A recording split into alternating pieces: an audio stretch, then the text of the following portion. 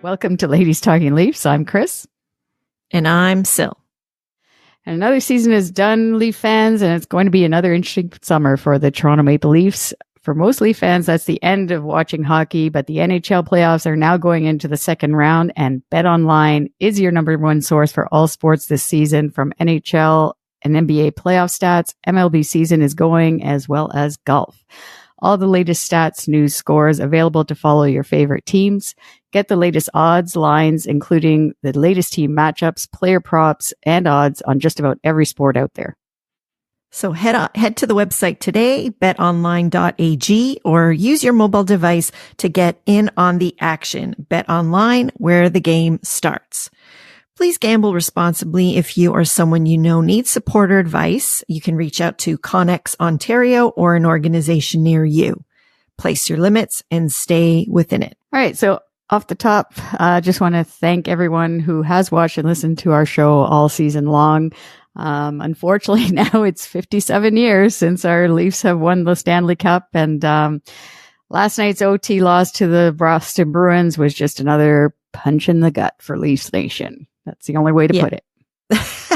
Definitely not. Yes, I, for one, have not been looking forward to doing this particular episode, which feels like we've done, well, this is the fifth time now. So anyway, we are going to get into this latest playoff disappointment. But before we do, we want to let you know, with the playoffs over for the Leafs, we will revert back to our regular schedule. So our next show will be, after this one, will be May 22nd.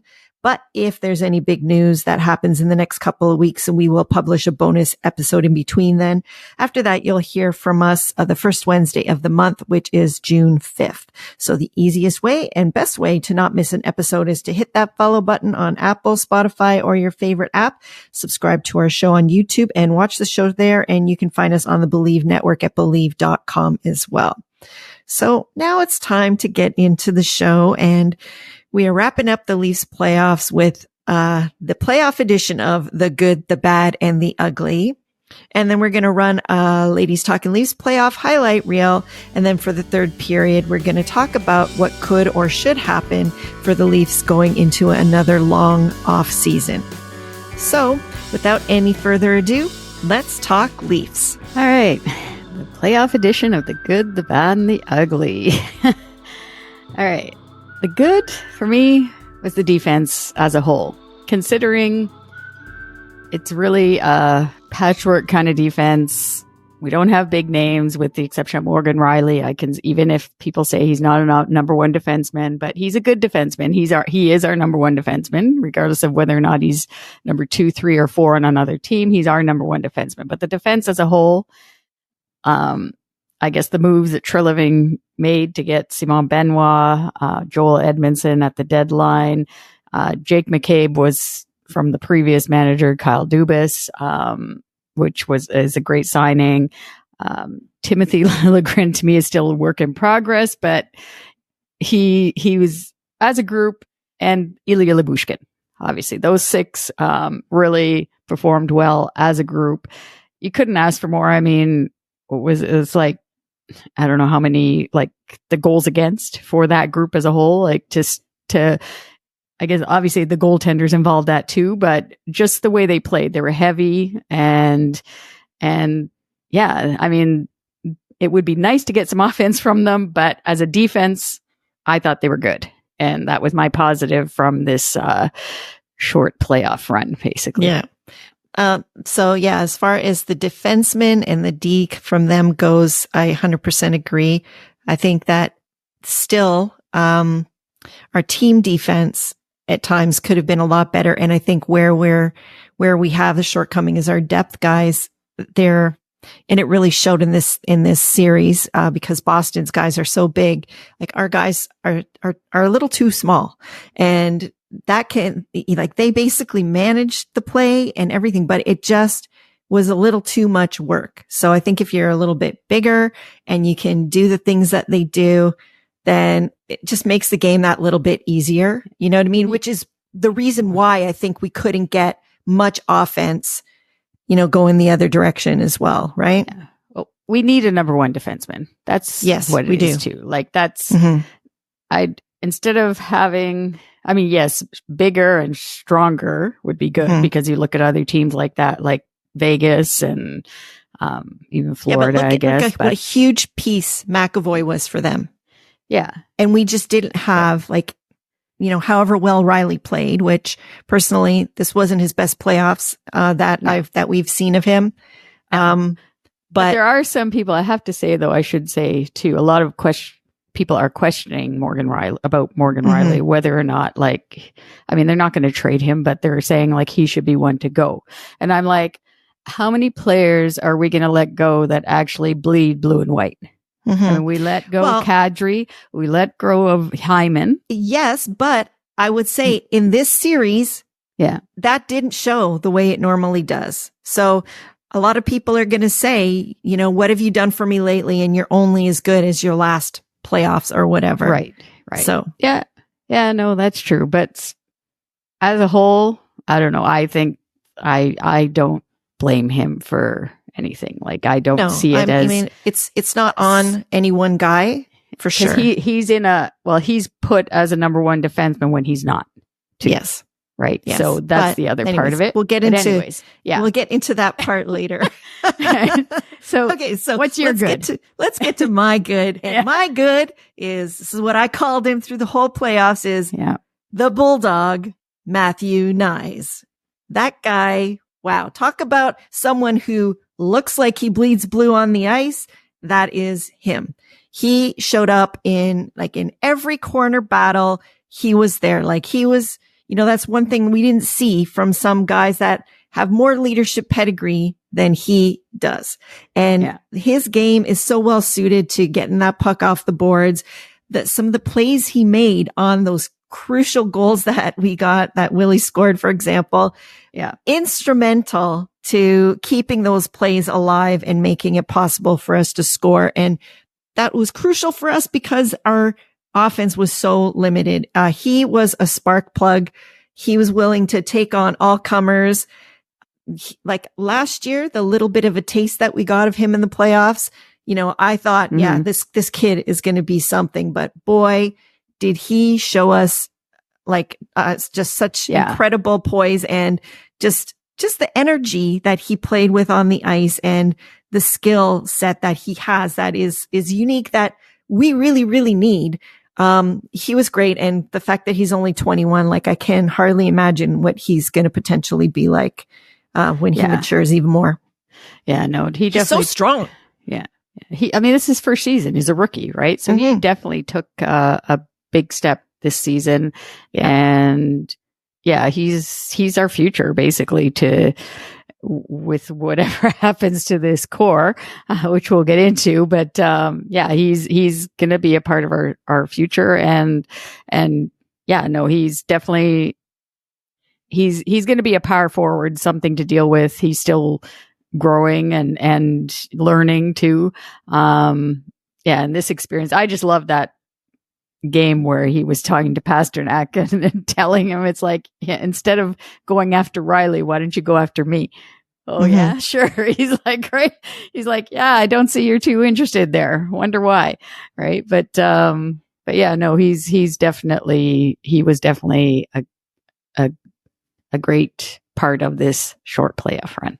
Yeah. And he stood out every game. So he was noticeable and that's all you really want, right? Got the big goatee winner too. So he contributed, in all ways. So, all right. So the bad, going to the bad. All right. The bad is still the home ice record. I mean, we did manage to get, that game 6 win on home ice, which was fantastic. I mean, that game was probably, like you said, Sil, it was probably one of the best playoff games that we've seen at Scotiabank Arena in a long time. But technically it shouldn't have gone to game 6 because we should have won at least one of those 2 games, if not both of those games 3 and 4 in Toronto the week prior. And there's no excuse for it. I don't see why. And I don't know. It's very weird. I was just looking it up here too. Like they're 5-12 under Keefe on home ice for 5 wins, 12 in the playoffs. basically 5 wins, 12 losses on home ice. So I don't know what the, actually it's 5-13, sorry, on home ice in the playoffs since Keefe became head coach. So, yeah, I don't know what it is, but it's just not acceptable to me. No. Bottom line, that's what it is. Yeah. And we touched on it a little bit in our last show. Yeah. I don't know if it's, that those are the games that he's most getting out coached. He's trying to tinker too much. He's not making the right adjustments at home. I don't know. I don't know what it is. The whole thing is, they need to keep it more simple. And I think at home, maybe they overcomplicate things potentially, but and it's not the fans' fault to stop with this business about the fans. The thing is with the fans, I guess the last thing I will say that is in Toronto, the fans very much are an extension of the team. Whatever the team, we are right there with them on the ice. So whatever is going on there, we are a direct mirror to that. So, you very much they have to produce and do something on the ice for us to they're feeling nervous. We're feeling nervous. So it's that's the thing, right? Yeah. And I guess sometimes as fans, we maybe have to kind of, get them out of it like a best buddy would, Yeah. Maybe we need to do more of that, but you can't blame the fans for them not producing, bottom line. Yeah. And, I mean, the whole thing about the not being loud and all that kind of stuff, that to me is insane as well. One thing we should tell listeners who maybe there's some visiting team listening to our show here. There are barriers in front on the upper bowl of Scotiabank Arena. If you haven't been there, at the top of the arena, of course, where we sit, where the real fans are, there is the private boxes right in front of us. So they kind of muffle our noise. So that's why I don't think it doesn't always translate, especially on TV, how loud it is. Cause most other arenas are built like an open bowl. So it just basically goes right to the top of the ceiling. But with Scotiabank Arena, they built it so that it's a little bit more intimate. So our seats are pushed a little bit more forward. Therefore, those, gondolas and boxes are right over top of us. So there's an overhang, which is great for our sight lines, but probably not the best for the acoustics. Anyways, not an excuse, I guess, but just to explain the way it goes. It's a design flaw. So yes, my son even says for concerts, because of that, it's not the best place to go. Anyway. All right. So for my bad. I am going to call out, the leadership group a little bit. Basically, it's a weak leadership group. And, I would say that I don't know. What did you think about the fact, for example, that they didn't have, Riley and Mitch available after the game to talk to the media, for example? Riley always talks to the media. It was Mitch that I was, wondering about why he didn't come out, but I don't know.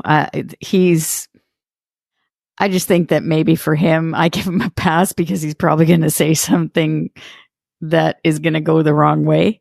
And he's already hated among this fan base, basically. He is getting tortured out everywhere on social media. And I do feel bad for him, even though he didn't play well, obviously, right? And his game in the playoffs, with the exception of that first playoff when he was a rookie, he played fantastic in that. He played great in 2019 as well, though. Yeah. That was another one. When he blocked the shot and all that. Anyway, aside from anything that they might say, they really didn't show it on the ice either. I think I said it in the last show as well that, Marchand, I hate the guy, but he was so obvious and such a, I don't know, we had to import somebody from outside our organization, Ryan Reeves, to try to get more of that energy, more of that, not raw, but keeping guys, up. And the sad truth is that your leaders are supposed to do that. And Willie did show some of that in that one game where he, that he called out his teammates. Fine. But I didn't see much from JT on the ice, except for that one play where, which was instrumental on that one overtime goal. But that's one moment out of 7 games, really, where he was really noticeable. He played to his skill set, which is fine, but you have to, in the playoffs, elevate. And it has to be more than one moment. You don't get your one moment and then that's it. Yeah. And I just found that there were too many guys that only had their one moment, and some didn't even have a moment. Like this time around, Riley didn't even have a moment that you could really look to and say, okay, he really stood out there and he did something special. That's the thing. Yeah, no. Pasternak, he got called out by his coach, and he was really sort of mostly invisible for that whole game. But but he got that moment when it counted, I guess. Yeah. So we're going to remember that. But I think that there were moments in, like we said, game 3 and game 4 that somebody needed to show up, and nobody really did it. Nobody did. Yeah. And the other thing too is, I think with this leadership group of the core 5, whatever you want to call them, I think they have too many scars, like the way they're saying, like from previous years. For sure. And this is where I think the change needs to be made in this.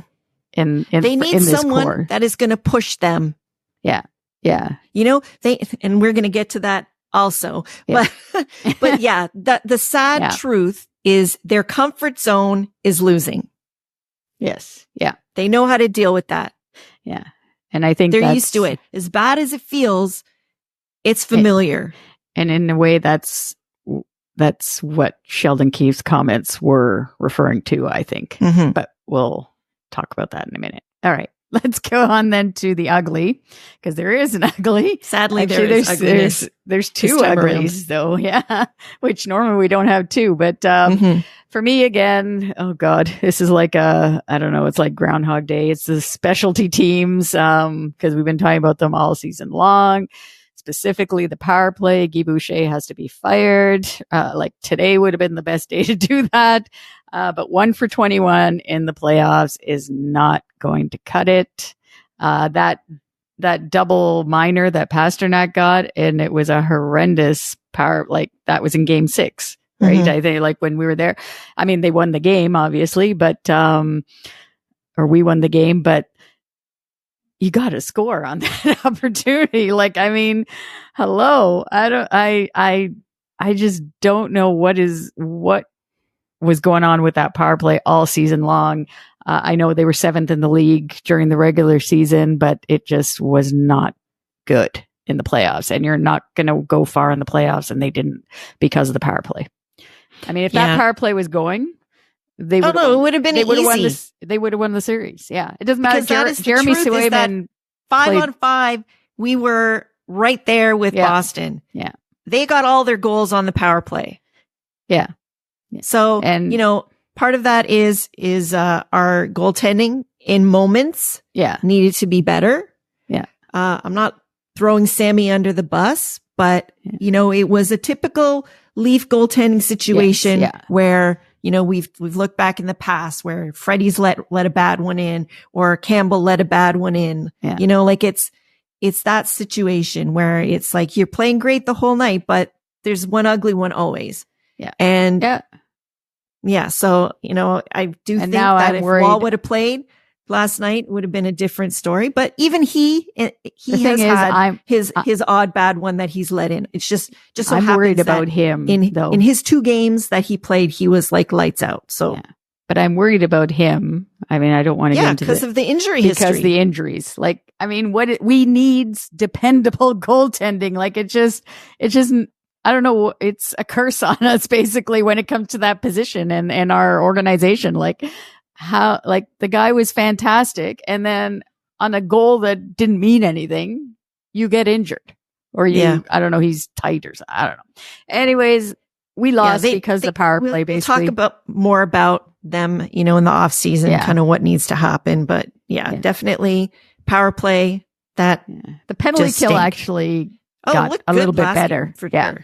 Actually, that actually a lot more like the power kill that they used to have last year. Yeah. So they finally decided to show up that way. But anyways. All right. What's your ugly? Okay. So my ugly, we're going to look at the post-game comments by the coaches. So the first one being, I'm just going to find it here. Yeah. Sheldon Keefe, where he said, oh crap, I can't find it now. Sure.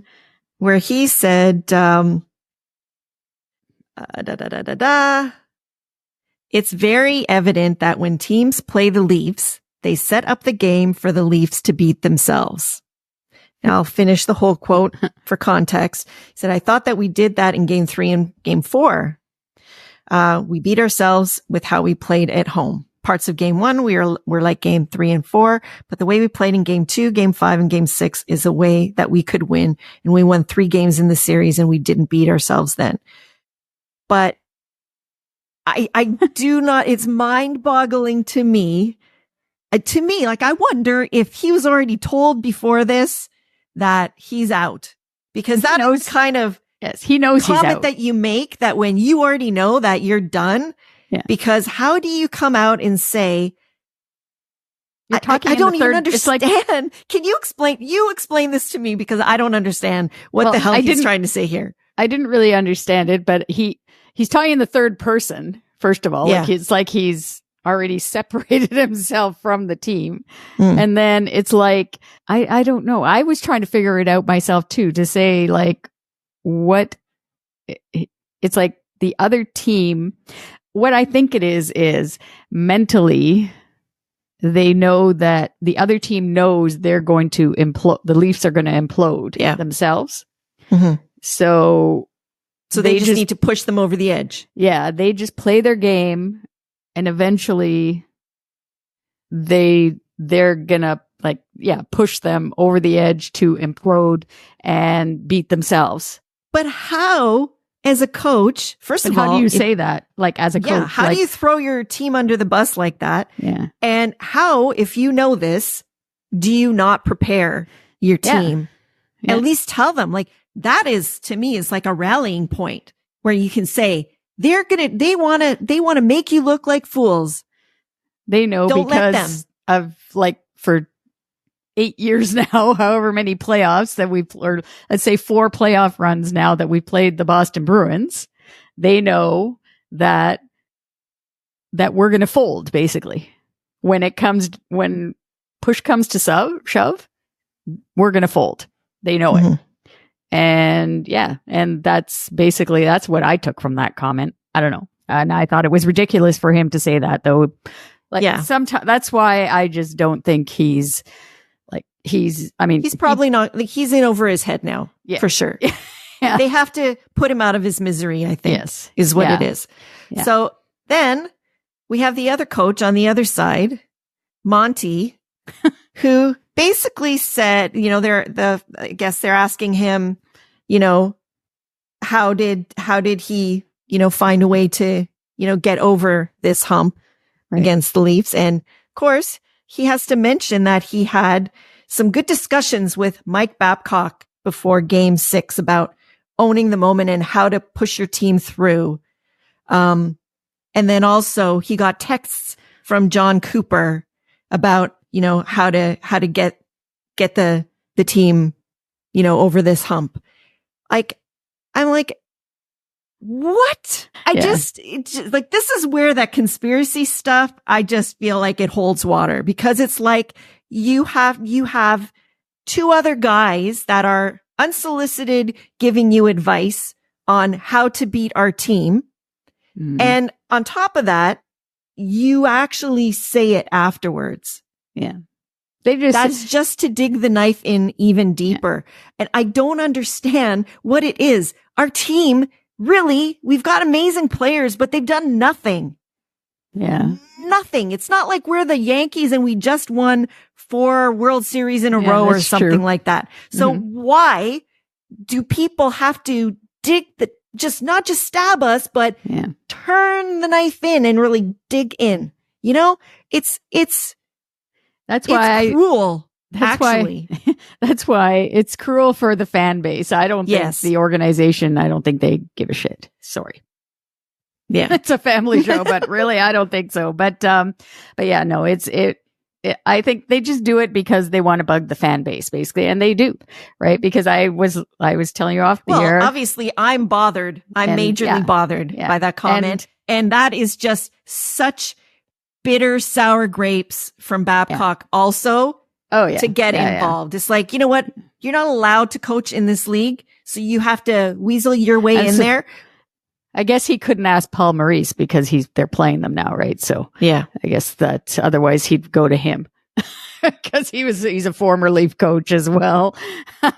But yeah, no, it's ridiculous just the way it is. Anyways, they're going to lose probably, I think, in 5 games. That's what I'm looking forward to. Like I wasn't really, I know you mentioned Tkachuk's comments and stuff. Yeah. That's okay. I cannot wait for them to be completely crushed by the Panthers. I am looking forward to that. This is the one and only time in my life that I'm ever going to root for them. No. Actually, that was one thing I was going to point out because I saw on Facebook on the female fans website, Facebook page, they said that, somebody said or posted a comment saying, who are you going to vote for now? And now that the Leafs are out, and they put like the Canadian teams, Vancouver, Edmonton, or other, or nobody. So I put for us, I commented for both of us. I said nobody because nobody, like you said, they like to just dig the knife in into the Leafs. So I'm not cheering for we're not going to cheer for anybody. I don't care who wins. Screw them. No, I don't either. The only thing I'm cheering for is Boston to get crushed. Yeah. And to lose in maybe I'll let them have one game, but losing in 5. Let them have one so that they have some hope and then just get crushed in 5. Yeah. That's what I'd like to see. Yeah. All right. Let's flip the switch here and talk about some positives from the first round of the playoffs because there were some.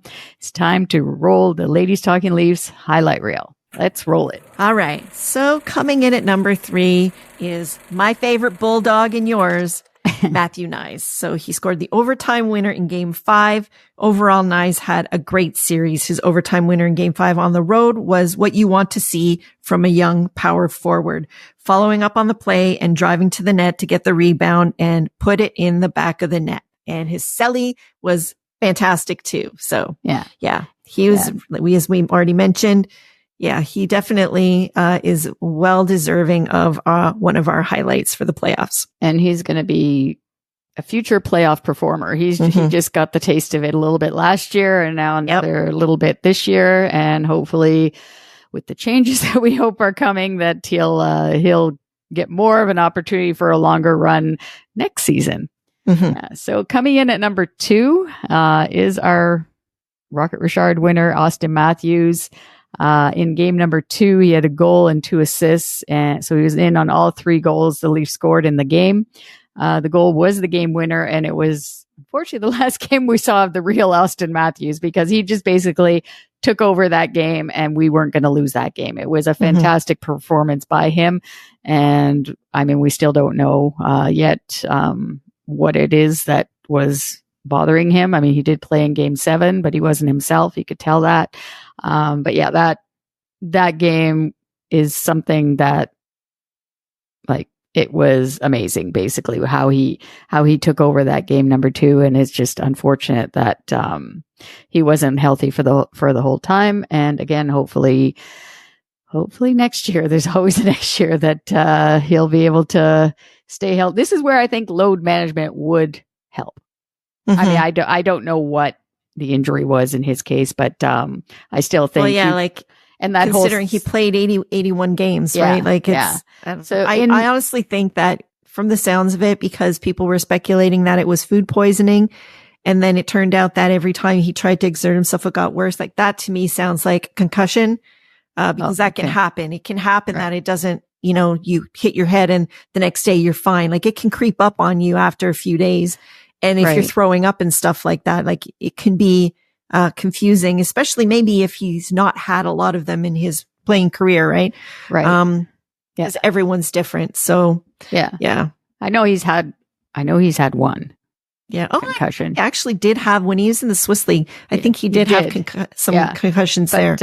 So anyhow, I just hopefully it's anything to do with surgery or anything like that. Yeah. Obviously, we just we don't want any of that. But that game 2 performance was one to be worthy of our highlight reel for sure.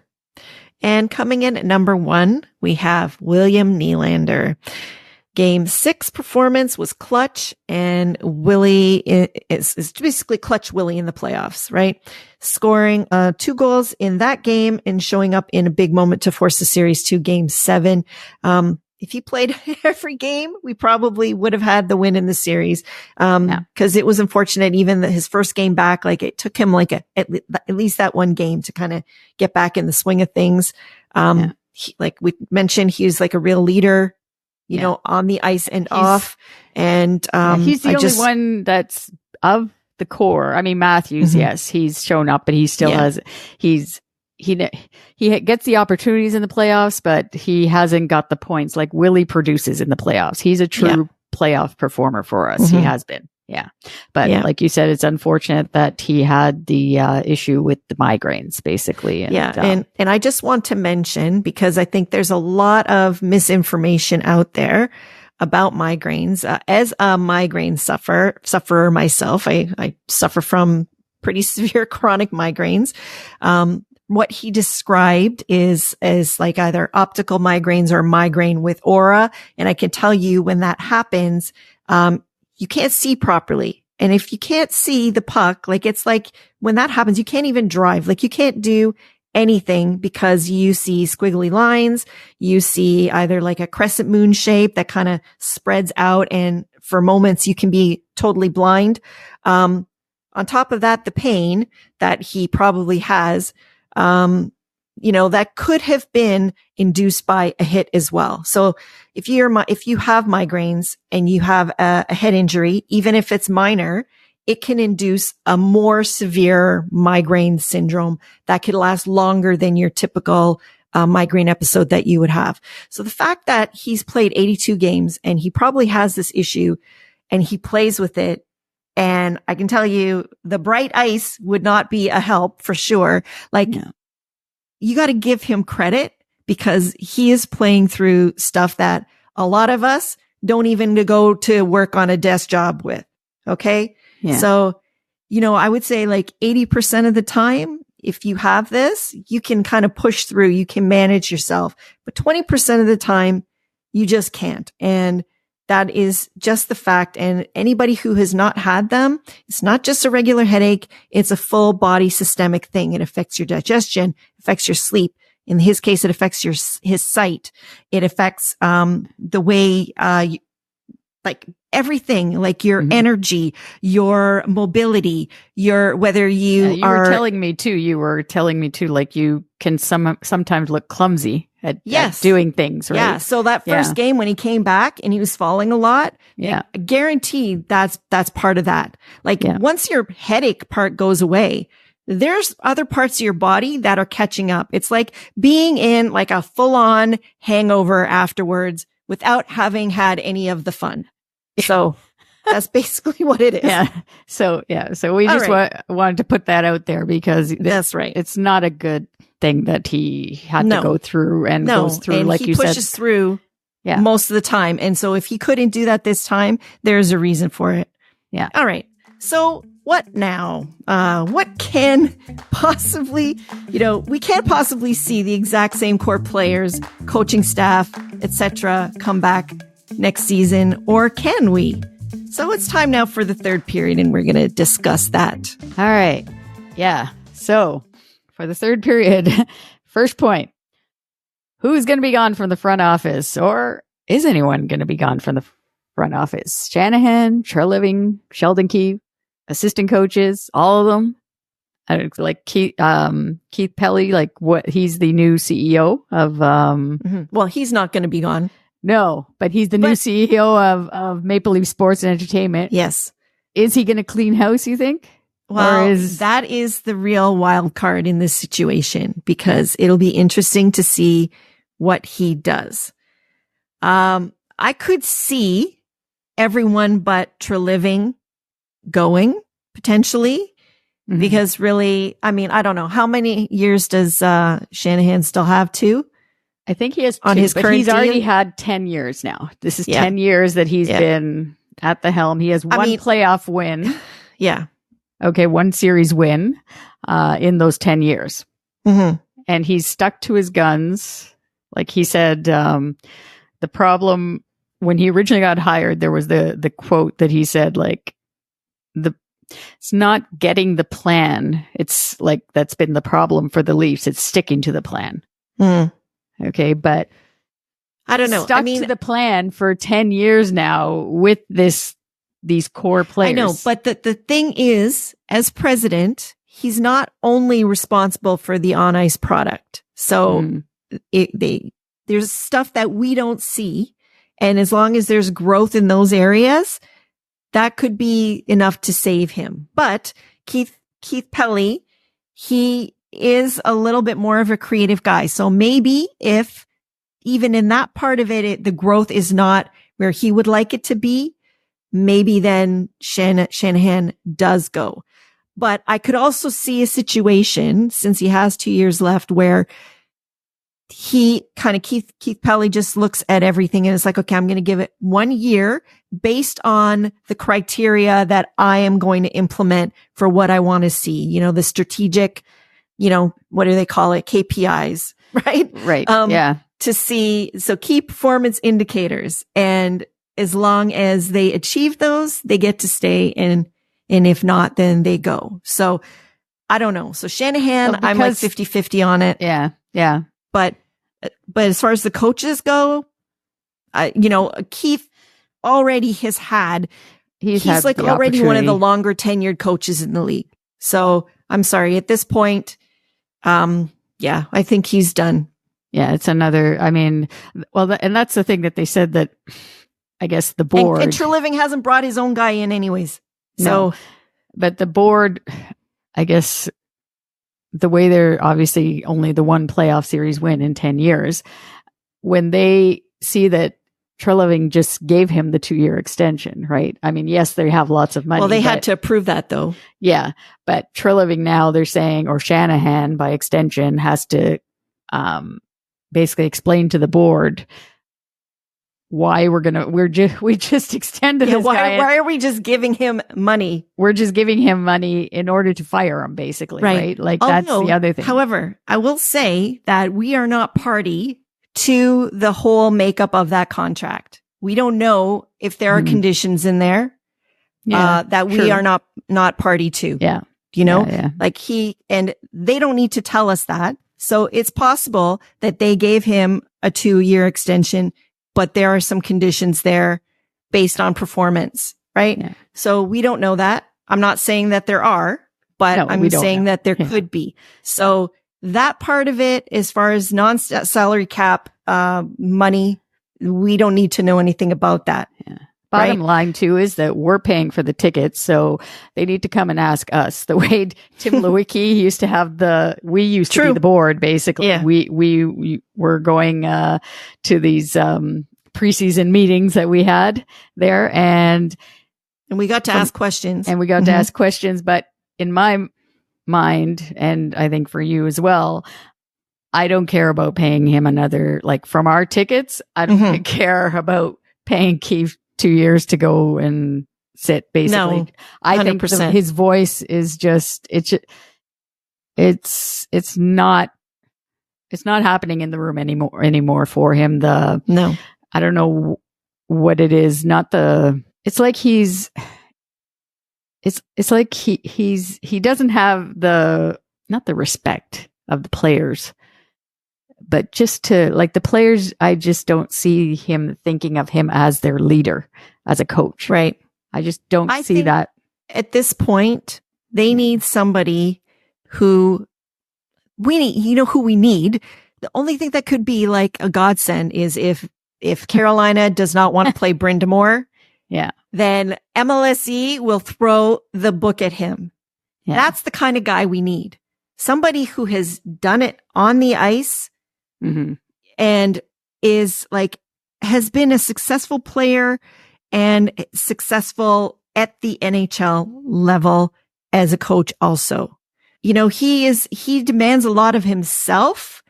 Brindamore. I mean, he is the model example of fitness even for that team.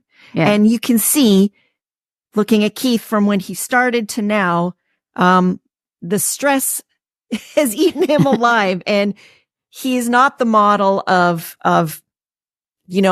that model either right now, Yeah. So I think, I'm not blaming him for that, because I think he's Brindamore could come here and he could basically implode as well. Like, because it's a stressful environment, right? It's definitely different than being in Carolina for sure.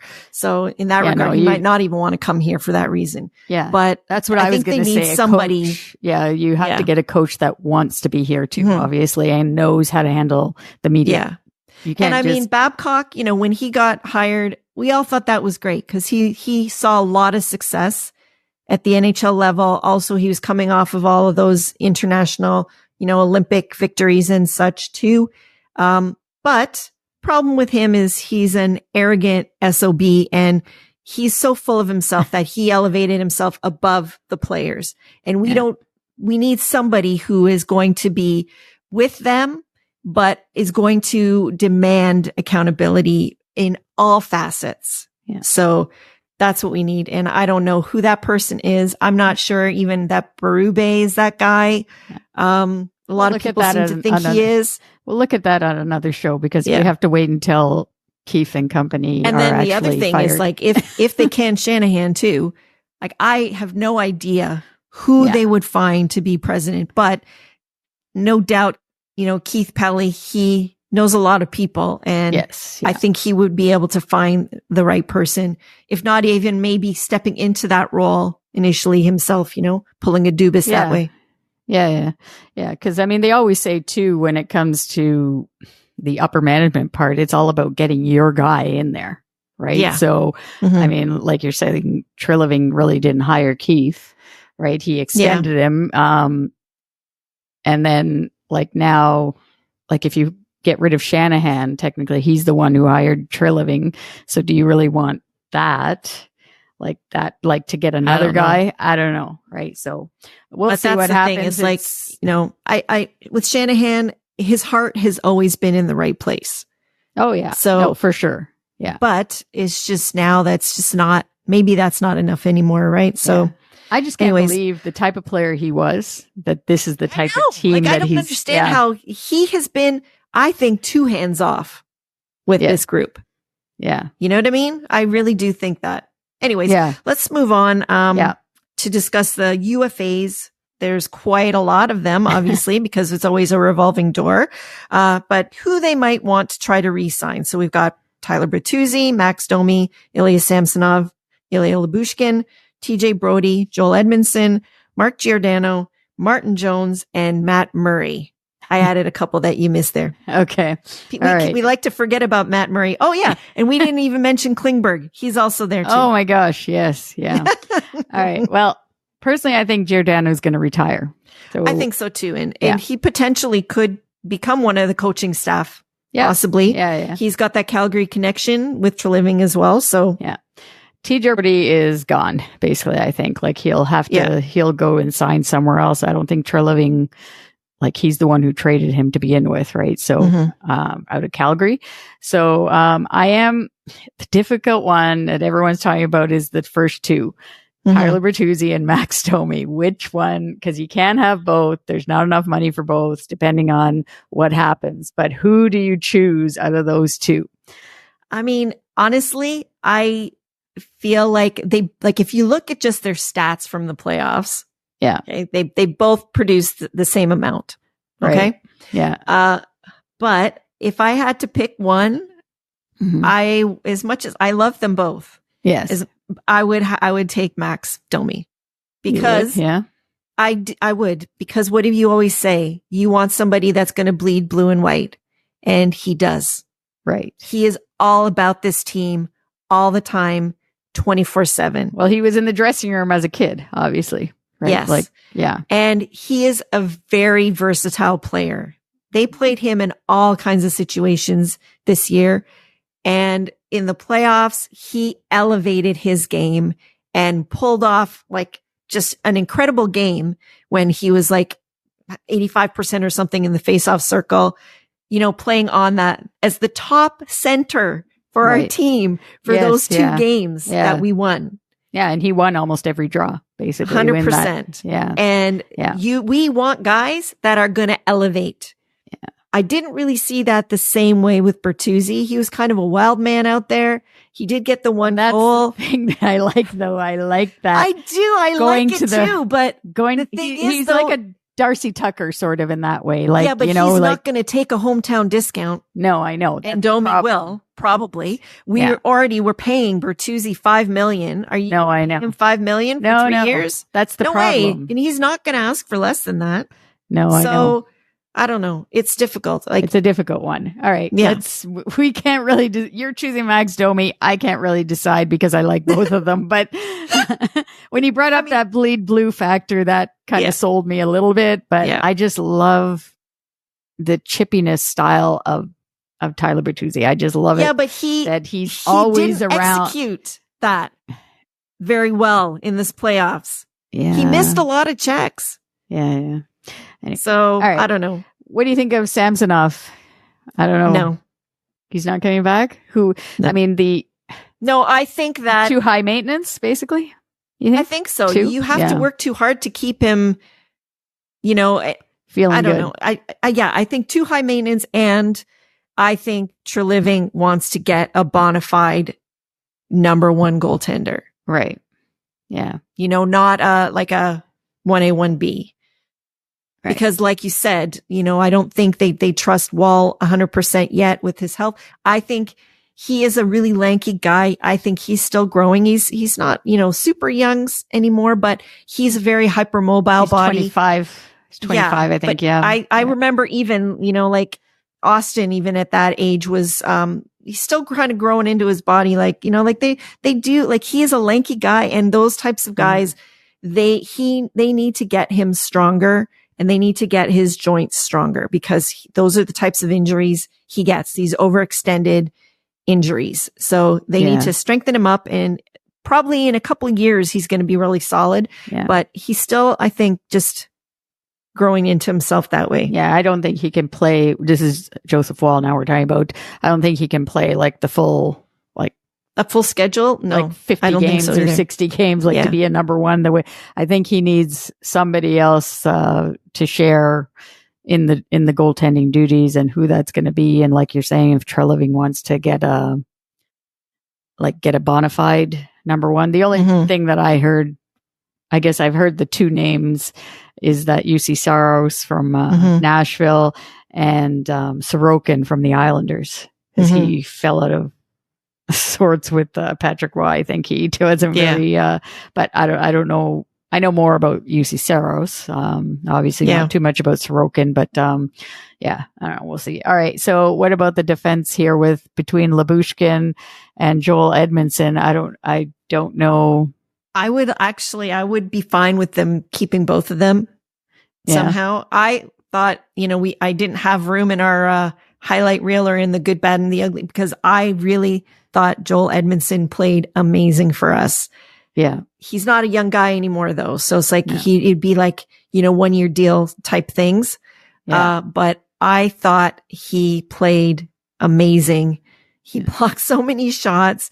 He was just so good at clearing the net. And, And Lyubushkin, he has his skill set too. He is really good at clearing pucks and keeping the pucks in. So they both... I think he might leave again, because he's already left once for the Sabres when for money, basically. I don't think he's going to get a lot, now that it's a few years later into his career. I don't think he's going to leave for money anymore, but I think I don't know if he likes being in the spotlight. Well, the other thing is his buddy's probably not going to be here. Yeah, so that's the other thing. What's the draw? We don't have too many Russians on our team anyway. Yeah. So I don't know, but both of them are this physical type of defenseman that Treliving likes, obviously too, right? And Edmondson in particular, because he's a really big guy. So yes, yeah. So we'll see what happens there. We already mentioned TJ Brody, Giordano. Okay, and then Martin Jones and Matt Murray going to the other. Yeah, I don't think we need to say anymore. Yeah, on those guys. Yeah. Yeah. So, I mean, it's going to be very busy to see and interesting to see what happens with these, with these UFAs. But, all right. And a lot will depend on this next one. Will Mitch Marner want out of Toronto and waive his no move clause? I don't know. I think that if they play hardball with him and they basically said, this is the number, if you're not going to agree to this number, then give us your teams. But they need to play big time hardball with him. Right. Yeah. And I do want to say it's kind of, I'm sorry.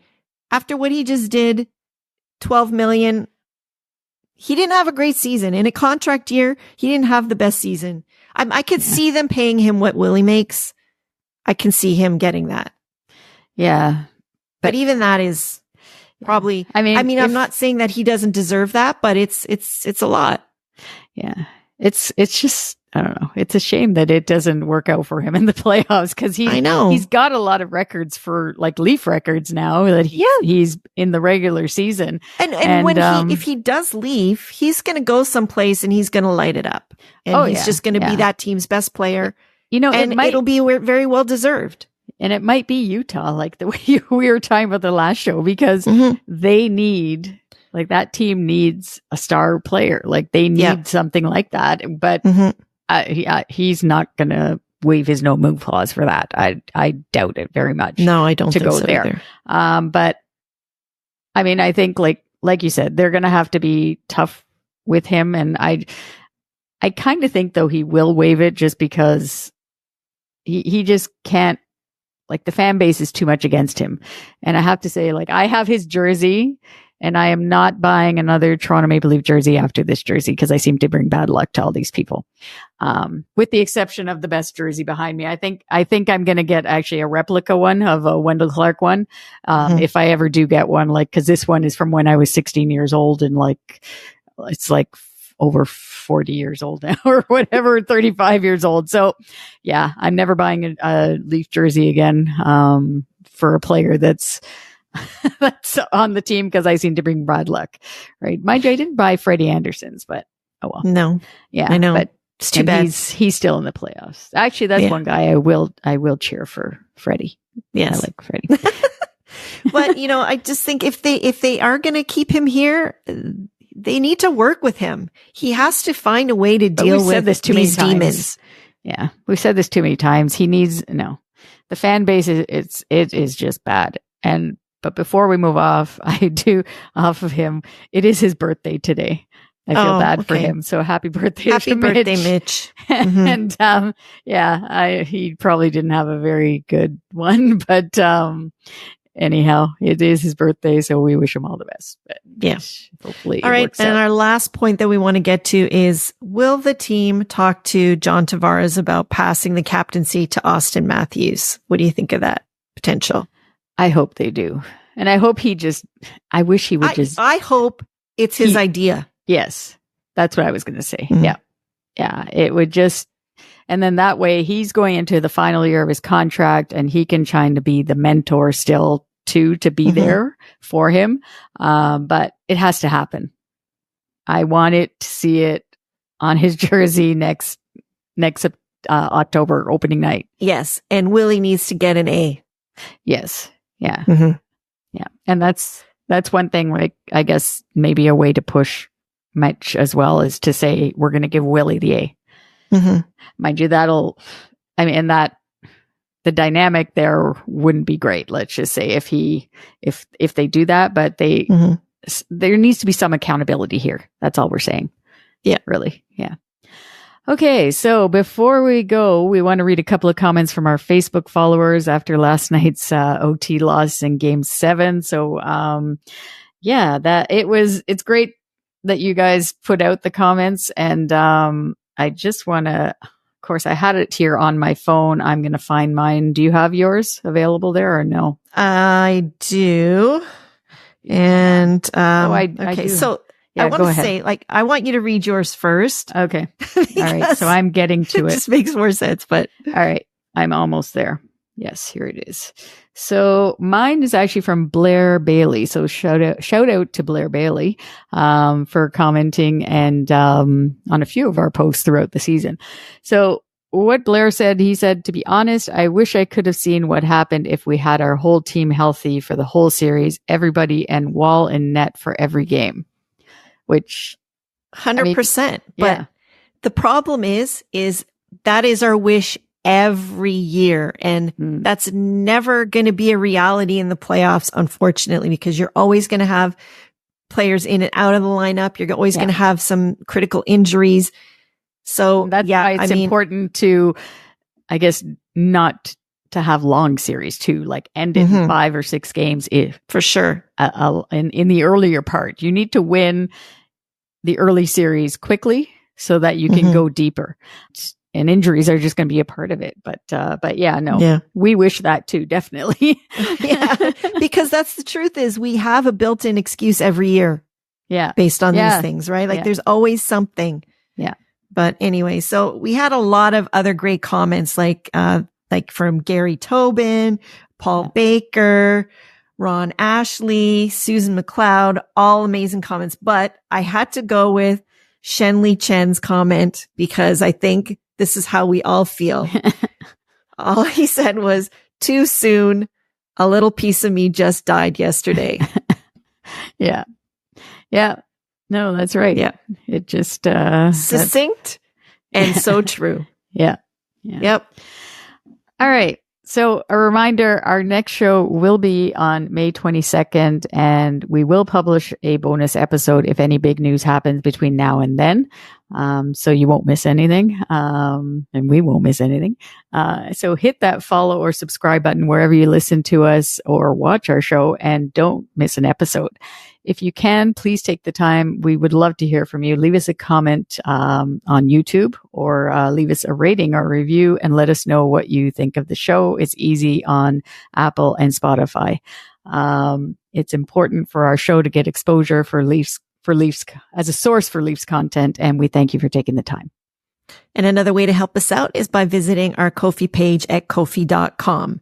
You can follow us there. And if you choose to, you can support us by buying us a coffee.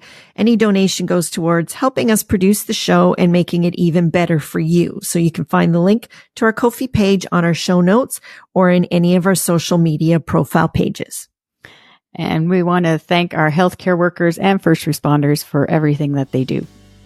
And we thank you as always for listening and watching Ladies Talking Leafs presented by Bet Online.